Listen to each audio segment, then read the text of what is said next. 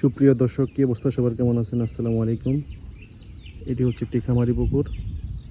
তো এইখানে কালকে কিছু সংখ্যক মাছ ছাড়া হয়েছে, সিলভার কার্প, সরপুঁটি ও পাঙ্গাস। ও আজকে সকালে কিছু সংখ্যক মাছ ছাড়া হয়েছে।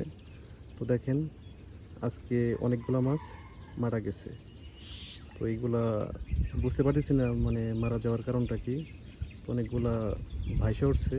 হ্যাঁ, মানে এইখানেও আছে কিছু সংখ্যক, আর ওই যে পুকুরের যে লাস্টে আছে ওইখানেও আছে। তো এইগুলা কি যেন মারা যাইতেছে,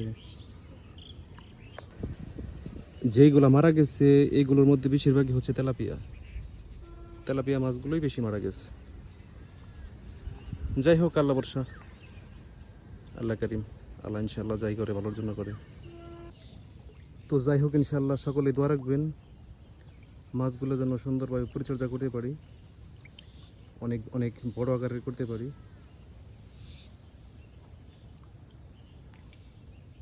যাই হোক, সকলে দোয়া রাখবেন ইনশাল্লাহ।